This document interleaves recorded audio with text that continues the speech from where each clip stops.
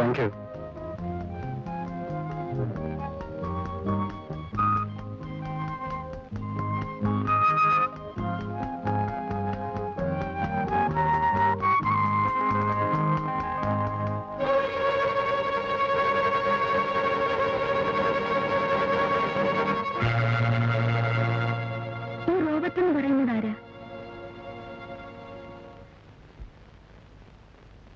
ഇവനായിരിക്കുമല്ലേ? നിനക്കെങ്ങനെ അറിയാം? എനിക്കറിയാം. ഇവൻ തന്നെയല്ലേ? അതെ. എന്താ ഇവന് ഇത്ര ഇമ്പോർട്ടൻസ്? കുറെ ദിവസമായല്ലോ കുത്തിയിരുന്ന് എഴുതുന്നു. ആരാ ഇവൻ? അത് പറഞ്ഞാൽ നിനക്ക് മനസ്സിലാവില്ല. വളരെ പ്രസിദ്ധനാ, വെരി ഫേമസ്. ഓ പിന്നെ അത്ര ഫേമസ് ആണെങ്കിൽ പത്രത്തിലും മാഗസീനിലും ഒക്കെ വരണ്ടേ? ഞാനൊന്നും വായിച്ചിട്ടില്ലല്ലോ. ആ, അതാണ് അവന്റെ മിടുക്ക്. ഒരു പത്രക്കാരനും ഇതിനെക്കുറിച്ച് ഒന്നും എഴുതാൻ ധൈര്യപ്പെടില്ല. ഇന്ത്യയിലെ ഏറ്റവും വലിയ കള്ളക്കടത്തുകാരൻ, കോടീശ്വരൻ, ഗുണ്ടാത്തലവൻ. ഒരിക്കൽ ഒരാൾ ഇതിനെക്കുറിച്ച് എഴുതി 5 വർഷങ്ങൾക്ക് മുമ്പ്. One mister Binoy Chaudhary. Is no more. ശവം പോലും കണ്ടുകിട്ടിയില്ല. നീ പേടിക്കണ്ട, എന്നെ അവന് ഒരു ചുക്കും ചെയ്യാൻ കഴിയില്ല. അവന്റെ സാമ്രാജ്യത്തെക്കുറിച്ച് ഞാനൊരു കംപ്ലീറ്റ് ഫീച്ചർ തയ്യാറാക്കുന്നുണ്ട്. അവൻ എഴുതി വരട്ടെ. That will be the end of his empire. ഈ രാജ്യത്ത് നീതി ന്യായമൊക്കെ ഉണ്ടല്ലോ, അങ്ങനെ അങ്ങ് പേടിക്കാൻ പറ്റൂ? എന്തിനാ ഈ അപകടം പിടിച്ച കാര്യങ്ങളൊക്കെ എഴുതാൻ പോകുന്നത്? ഈ ലോകത്ത് വേറെ എന്തെല്ലാം കാര്യങ്ങൾ സംഭവിക്കുന്നു, അതെന്തെങ്കിലും എഴുതിക്കൂടെ? ലളിതേ, ഇവിടുത്തെ അണ്ടർവേൾഡ് കേൾക്കണ്ട. അണ്ടർവേൾഡും കള്ളക്കെടുത്തും.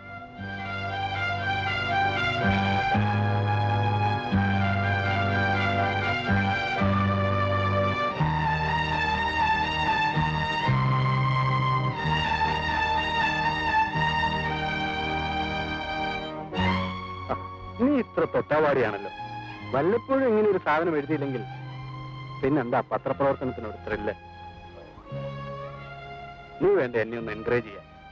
ഇപ്പൊ എഴുതുന്ന ചെറിയൊരു സാധനം കംപ്ലീറ്റ് ഫീച്ചർ തയ്യാറാക്കാൻ ഇനി മാസങ്ങൾ വേണ്ടിവരും. അതിനു മുമ്പ് എനിക്കൊന്ന് റിലാക്സ് ചെയ്യണം.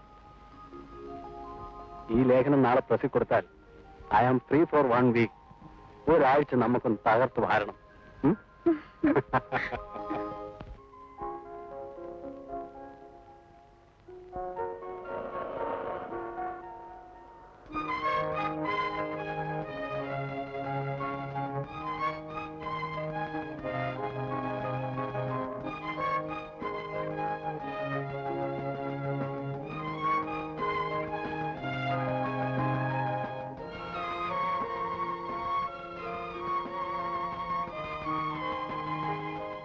എക്സ്ക്യൂസ് മീ, സുകുമാരൻ സാറിന്റെ വൈഫല്ലേ?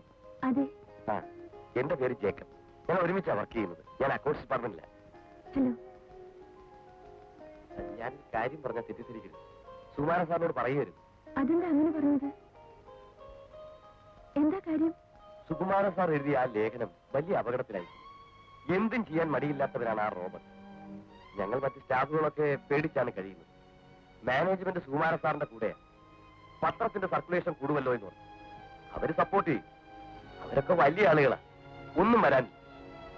നമ്മൾ ഈ അന്യനാട്ടിൽ വന്ന് ഇവിടത്തെ ഈ അണ്ടർവേൾഡ് ലിസ്റ്റിൽ പെടുകയെന്ന് പറഞ്ഞാൽ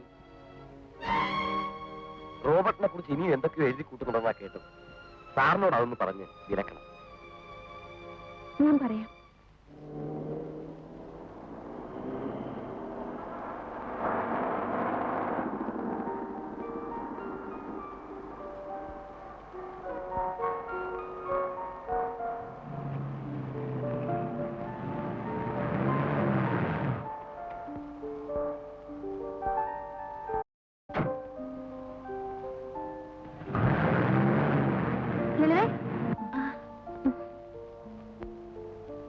റോബർട്ടിനെ കുറിച്ച് സുകുമാരൻ എഴുതിയ ലേഖനം അസലായിട്ടുണ്ട്.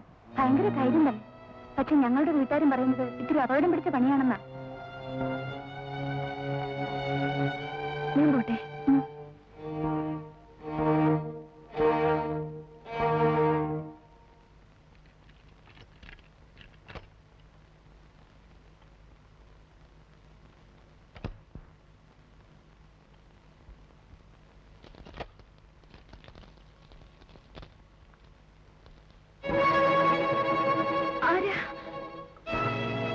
റോബർട്ട്,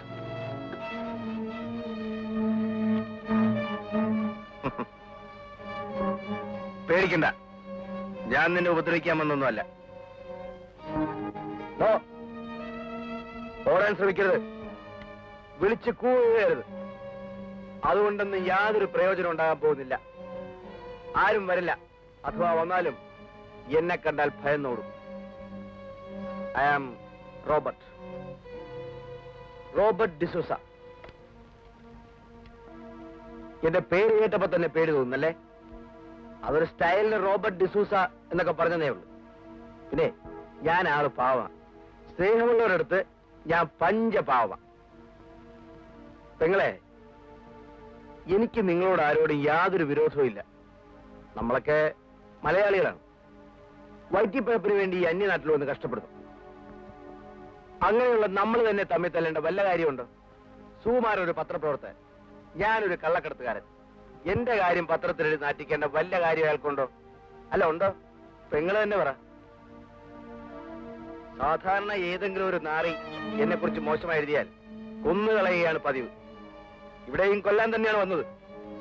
നിന്നെയും ഈ കൊച്ചിനെയും നിന്റെ മറ്റവനെയും എല്ലാത്തിനെയും.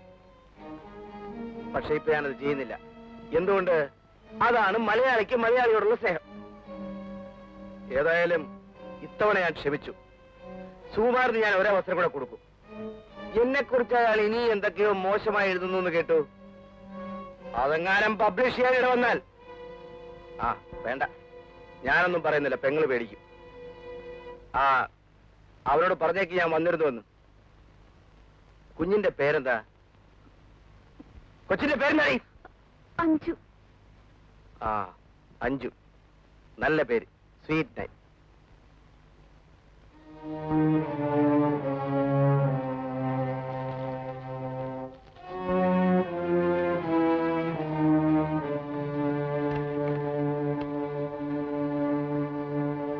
എടി, അതൊക്കെ അവന്റെ വെറും വിരട്ടലല്ലേ? കൊല്ലാൻ വന്നവനാണ്, കൊന്നുകൂടെ? എന്തൊരു വാചകം. സുഹൃത്ത, ഇതൊരു തമാശയായിട്ട് എടുക്കരുത്. എനിക്കാകെ പേടിയാവുന്നു. എന്തും ചെയ്യാൻ മടിക്കാത്തവനാണ് അയാൾ. വെറുതെ അങ്ങനെ ഭയപ്പെട്ട് ഓടാനാണെങ്കിൽ ജീവിതത്തിൽ ഓടാനേ സമയം കാണും. എനിക്ക് ഈ ഫിലോസഫി ഒന്നും കേൾക്കണ്ട. സുഹൃത്ത, നമുക്ക് ഈ ജോലി വേണ്ടെന്ന് വെക്കാം. നാട്ടിൽ പോയാലും നമുക്ക് സുഖമായി കഴിയാനുള്ള വകയുണ്ടല്ലോ. അത് ശരി. അപ്പൊ പട്ടിണി പേടിച്ചാണോ ഞാൻ ഈ ജോലി തന്നെ തിരഞ്ഞെടുത്തത്? അല്ലല്ലോ. നീ ഇരിക്കും. എഴുതേ, നീ അവനെ കണ്ട ആകെ ഷോക്കായിരിക്കും.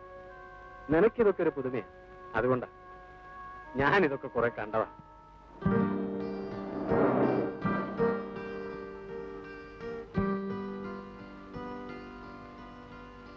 കോഫി. എഴുതേ, നീ ഇത് കണ്ടോ? റോബർട്ട് എഴുതരുതെന്ന് പറഞ്ഞ ഫീച്ചറിന്റെ ഫസ്റ്റ് പാർട്ട് ഇന്നത്തെ എഡീഷൻ പബ്ലിഷ് ചെയ്തിട്ടുണ്ട്. ഇനി അവൻ എന്നെ എന്താ ചെയ്യണമെന്നൊന്ന് കാണണമല്ലോ. എന്തിനാ വെറുതെ ഈ... വേണ്ട, നീ ഒന്നും പറയണ്ട. വെറുതെ എന്നെ മൂടോട്ടാക്കല്ലേ.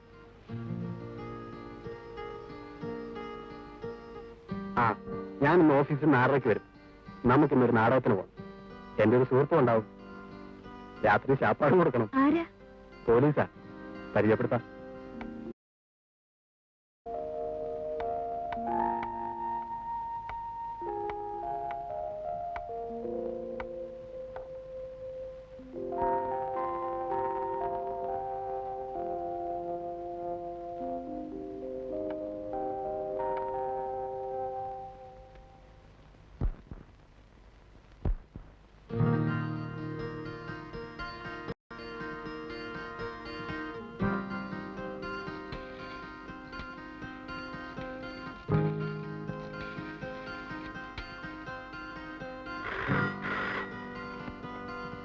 ഹലോ. സോറി ലളിതേ. വേണ്ട, എനിക്കൊന്നും കേൾക്കണ്ട. ഇത് 5ാമത്തെ പ്രാവശ്യം ഞാൻ വിളിക്കുന്നത്. 10 മിനിറ്റ് കൊണ്ട് ഞാൻ അവിടെ എത്തിക്കോളാം. ഒരു പാരഗ്രാഫോടെ തീർന്നാൽ മതി. നാടകം തുടങ്ങാൻ ഇനി 1 മണിക്കൂറോടെ ഉണ്ടല്ലോ. വരാവുന്നേ. 10 മിനിറ്റ്. ശരി.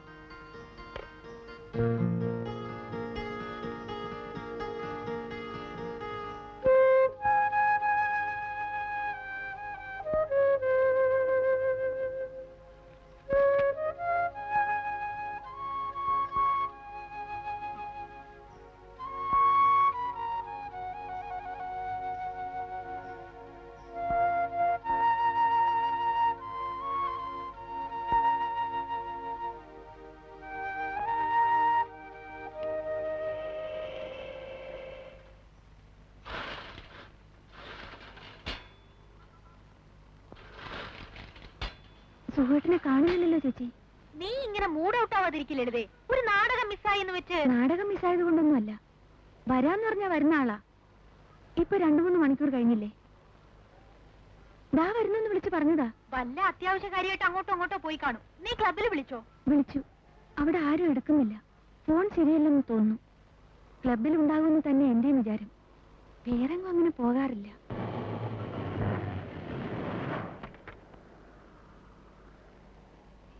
അതാ ദാമോദർ സാർ വന്നു. പുള്ളിയോട് ചോദിച്ചാൽ അറിയും ക്ലബിലുണ്ടോ. വാ ദാമോദർ സാറേ. സുഹൃത്തും ക്ലബിൽ വന്നു. ഇല്ല, അയാൾ എവിടെ പോയി? ഇന്നങ്ങോട്ടും കണ്ടേയില്ലല്ലോ. ചേച്ചി, എനിക്കാകെ പേടിയാവുന്നു. എന്തോ കുഴപ്പമുണ്ടായിട്ടുണ്ട്. സുഹൃത്തിനെ ഒന്ന് അന്വേഷിക്കാമോ? ശരി.